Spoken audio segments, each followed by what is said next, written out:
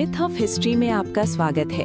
ये चैनल मिथकों और ऐतिहासिक वास्तविकता के बीच के अंतर को समझाने के लिए बनाया गया है। यहाँ प्रस्तुत सभी सामग्री ऐतिहासिक शोध, वैज्ञानिक प्रमाणों और विश्वसनीय स्रोतों पर आधारित है। हम सभी धर्मों, संस्कृतियों और विश्वासों का सम्मान करते हैं। हमारा उद्देश्य शिक्षा, जागरूकता और तार्किक सोच को बढ़ावा देना है। मिथ ऑफ हिस्ट्री, कहानियों के पीछे की सच्चाई जानिए।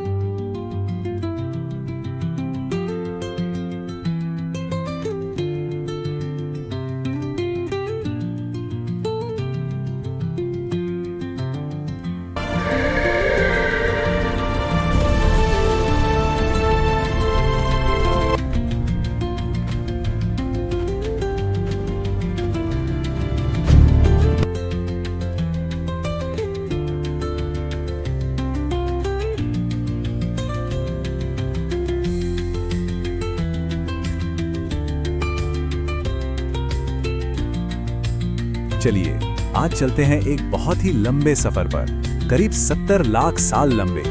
ये हमारी अपनी कहानी है, हम सबके इंसान बनने की कहानी। जरा सोचिए, एक ऐसी दुनिया की 70 लाख साल पहले, जहां हम यानी इंसान थे ही नहीं, कोई शहर नहीं, कुछ नहीं था, तो बस घना जंगल, हर तरफ खौफ और जिंदा रहने के लिए एक लगातार चलने वाली जदोजहद। और फिर जरा आज को देखिए, हम कहां से कहां आ गए हैं, है ना? जहां जंगल थे वहां अब बड़े बड़े शहर हैं, डर की जगह अब टेक्नोलॉजी है, और वो जो सिर्फ जिंदा रहने की लड़ाई थी उसकी जगह एक पूरी की पूरी सभ्यता खड़ी है। मतलब ये बदलाव कितना कितना बड़ा है। तो फिर सबसे बड़ा सवाल यही उठता है कि आखिर हम यहां तक पहुंचे कैसे? मतलब एक जानवर जो खुद शिकार होता था, उससे इस धरती के सबसे ताकतवर जीव बनने तक का सफर, ये सब शुरू कहां से हुआ? तो चलिए इस कहानी के पहले पन्ने को पलटते हैं। इसकी शुरुआत होती है एक बहुत ही क्रांतिकारी, एक रेवोल्यूशनरी बदलाव से। वो पल जब हमारे पूर्वजों ने विकास की राह पर अपना पहला और शायद सबसे जरूरी कदम बढ़ाया। तो मिलिए सहेलांथ्रोपस जेडेंसिस से। आज से लगभग 70 लाख साल पहले अफ्रीका में। ये हमारे अब तक के खोजे गए सबसे पुराने पूर्वज हैं। कह सकते हैं कि हमारी कहानी की जो पहली लाइन है वो यहीं से लिखी गई थी।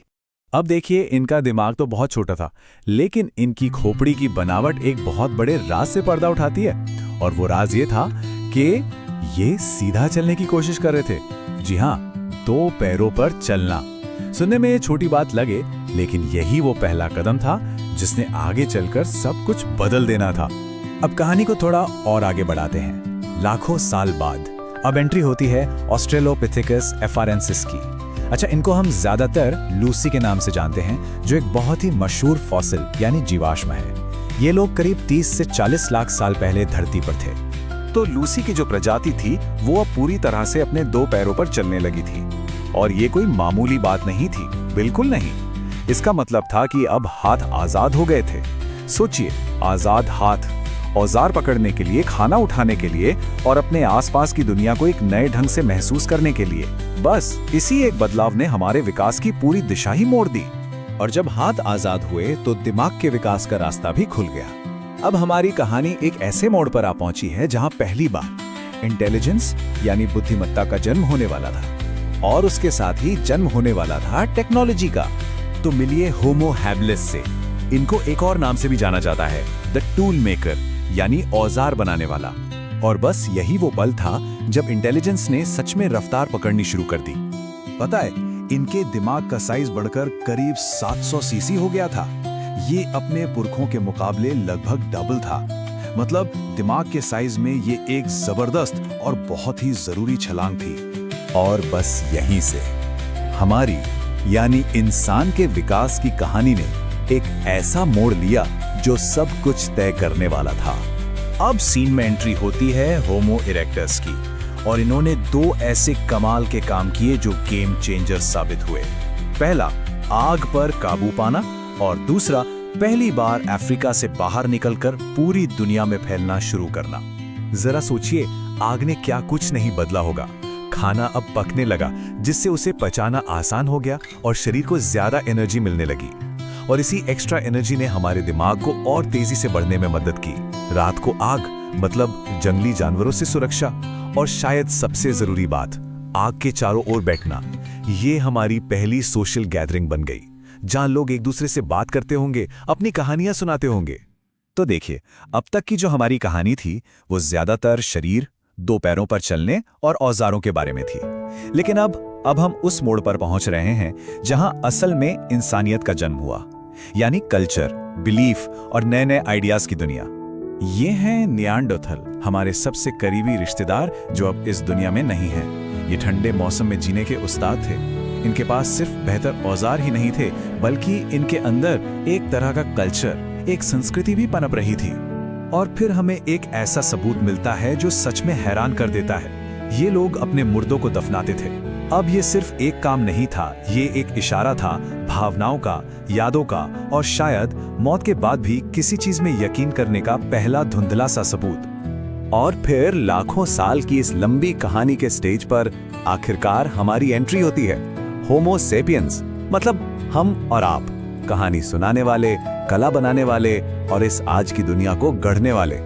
और वो क्या चीजें थी जिन्होंने हमें सबसे अलग बनाया? सबसे पहले एक कॉम्प्लेक्स भाषा, जिससे हम मिलकर काम कर सकें और अपना ज्ञान एक दूसरे को दे सकें। फिर आई कला, यानी अपनी सोच को गुफाओं की दीवारों पर उतारने की काबिलियत। और आखिर में इन सब चीजों ने मिलकर बनाई एक ग्लोबल सिविलाइजेशन। कह सकते हैं कि यहीं से हमारी कहानी का वो हिस्सा शुरू होता है जिसे हम जानते और पढ़ते हैं। तो चलिए अब घूमकर वापस उसी सवाल पर आते हैं जिससे हमने शुरुआत की थी। हम यहाँ तक पहुंचे कैसे? आखिर वो कौन सी ताकतें थीं, वो कौन से इंजन थे जिन्होंने इस पूरी यात्रा को आगे बढ़ाया? तो देखिए, इस पूरे सफर के पीछे असल में 4 बड़े ड्राइवर थे। पहला, बदलता हुआ क्लाइमेट, जिसने हमें हर हाल में ढलना सिखाया। दूसरा, खाने की बदलती आदतें, जिससे हमारे शरीर और दिमाग को एनर्जी मिली। तीसरा, हमारे दिमाग की कमाल की ग्रोथ, जिसने हमें सोचने समझने की ताकत दी। और चौथा, और शायद सबसे जरूरी, सोशल कोऑपरेशन, यानी हमारा एक साथ मिलकर काम करने का हुनर। तो ये 70 लाख साल का सफर हमें एक बहुत गहरी बात सिखाता है कि हम सिर्फ इंसान नहीं हैं, हम इस धरती पर इवोल्यूशन यानी विकास की अब तक की सबसे एडवांस और लगातार चलने वाली एक कहानी है।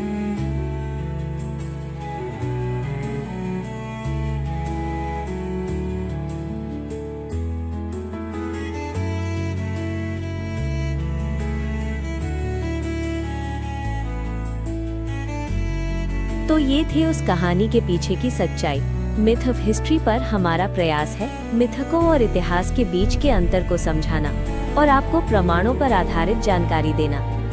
अगर आपको ऐसे ही विज्ञान और इतिहास की सच्ची कहानियाँ पसंद है तो वीडियो को लाइक करें और चैनल को शेयर और सब्सक्राइब जरूर करें, क्योंकि यहाँ हम बताते हैं कहानियाँ नहीं, उनके पीछे का सच।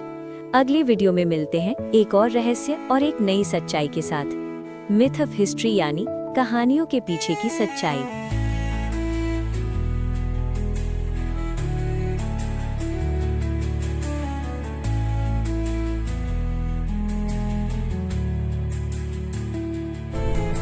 From this we are the new God.